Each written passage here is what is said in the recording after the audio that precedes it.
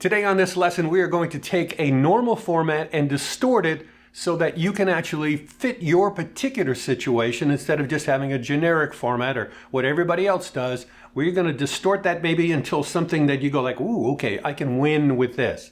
That's number one. And number two, I'm going to show you music seeding. And you go like, what is music seeding? Well, I'll explain that in a moment.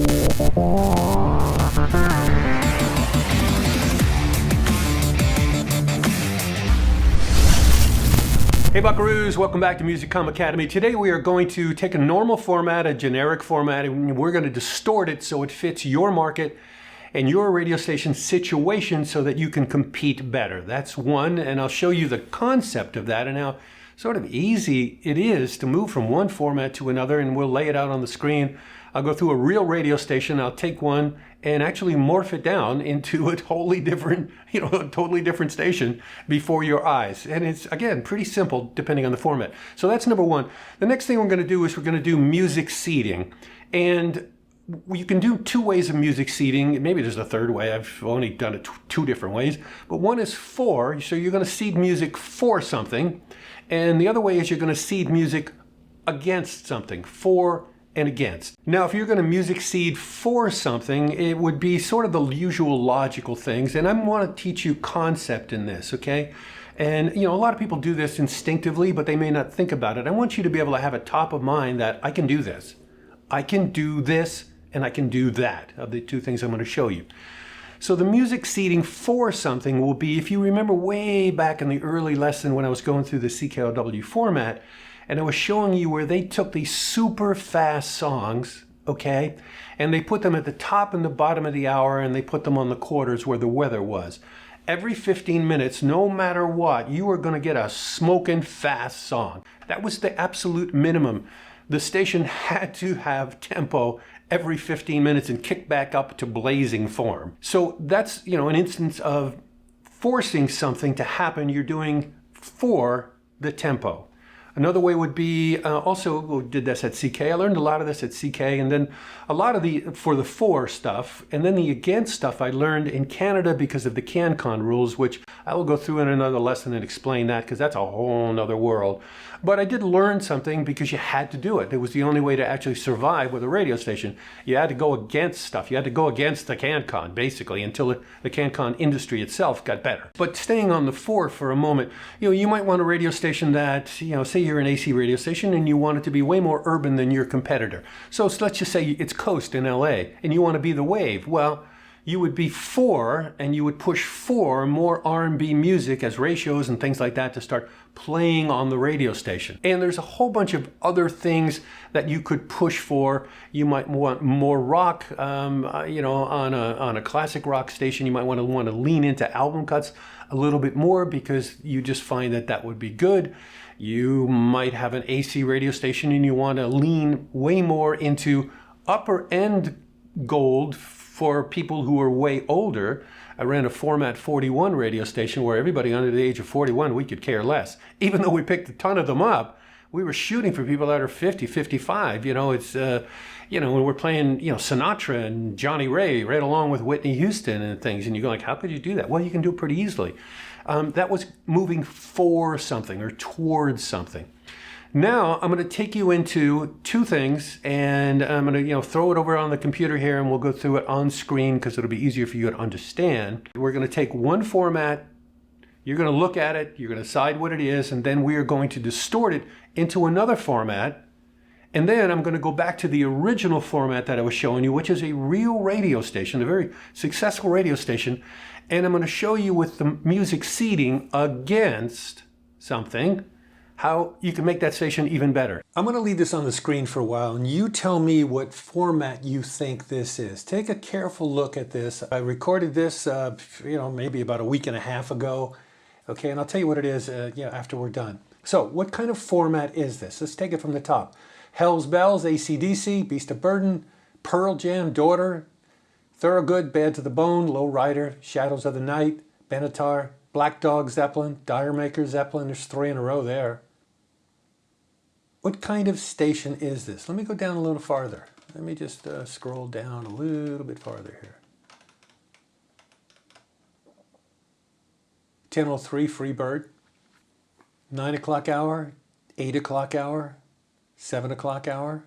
Now what this station is this is WMGK in Philadelphia, and I think it's the number 3 or 4 radio station in the market. This is a very, very successful classic rock radio station. Now let me show you this exact same playlist, except I'm going to go through here and I'm going to highlight in color what you're looking at, songs that, at least in my mind, you may think differently, and that's fine because every PD is going to see something differently. And I told you, many, many times over the last few lessons that it really is in the PD's ear to decide how they're going to make the station sound or distort the format into something that's never ever existed, make a new format or whatever.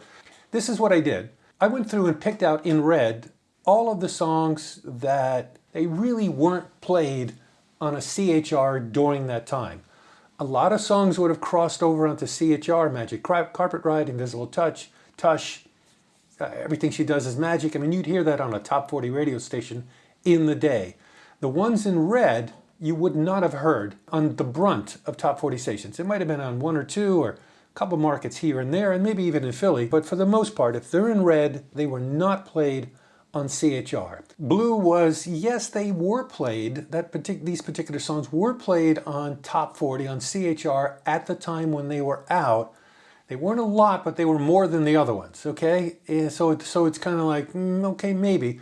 Plus, again, at least in my mind, some of these songs sort of have crossed over into the consciousness of a larger amount of audience than just album rock listeners, because they've taken on a certain amount of life of their own.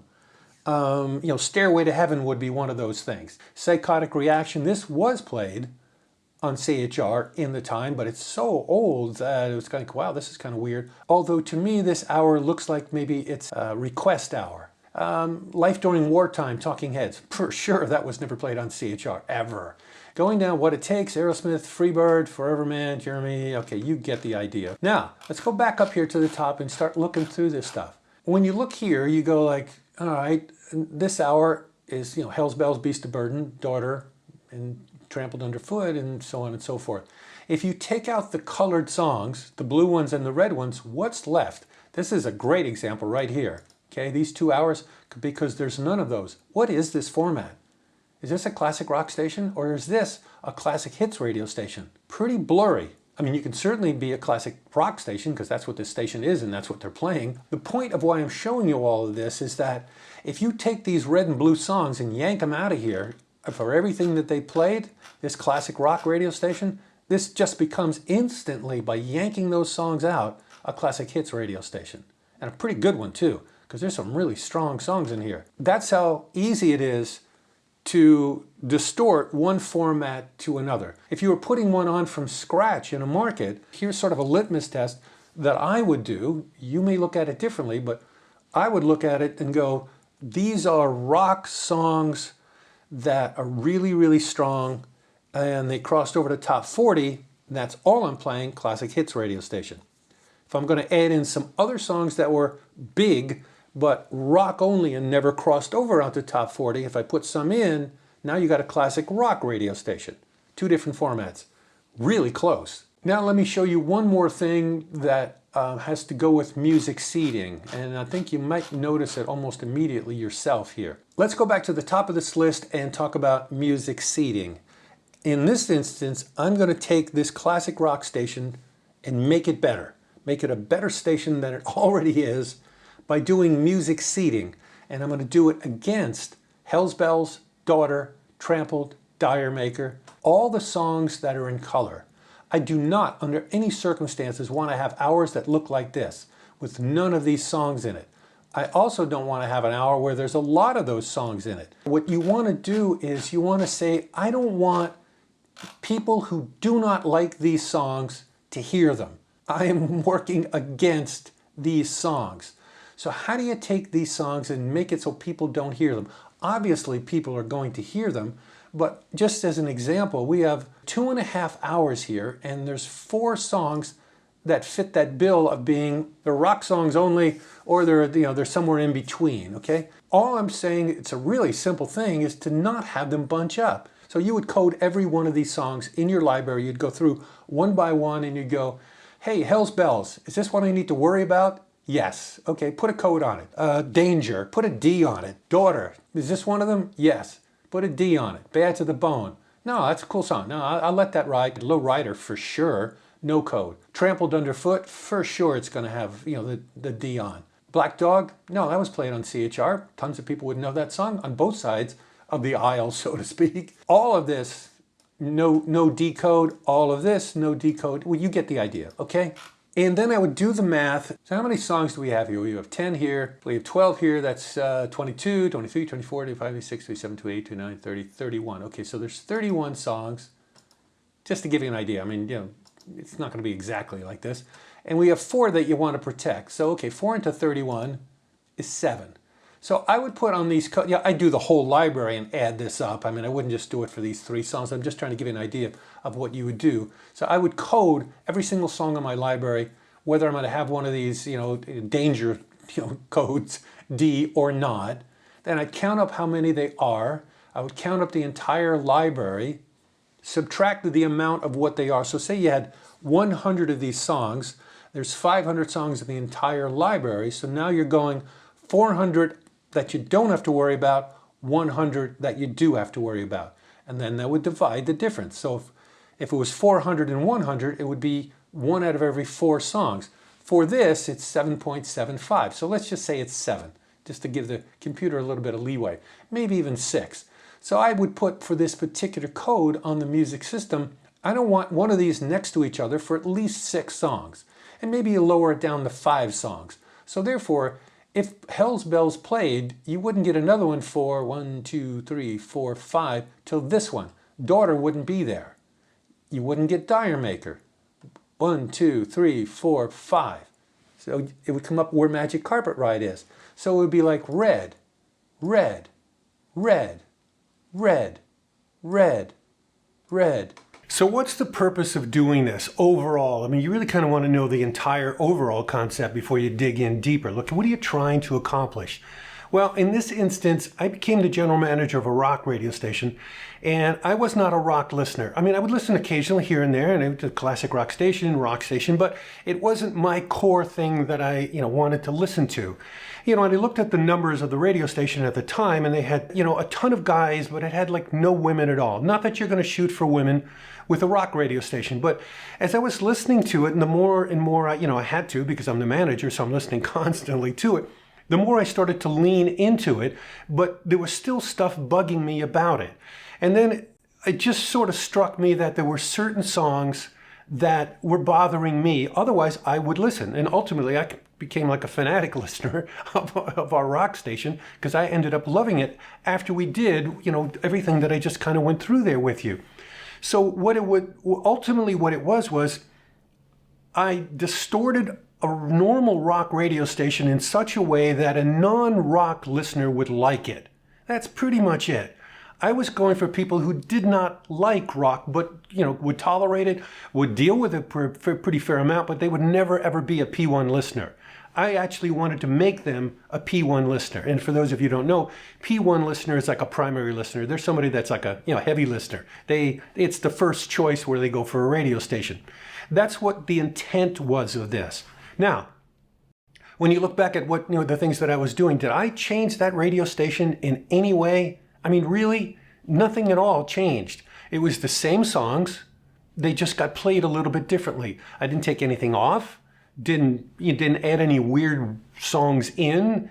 It was the exact same radio station. It's just that the songs themselves that would be problems for me, for a person like me, I just took them and spread them out. And again, going back to the math that we were doing, and depending on how many bad songs you have, you might be spreading the bad songs out by 20, 25 minutes or 30 minutes, which we all know that people listening to the radio station don't usually listen 30 minutes.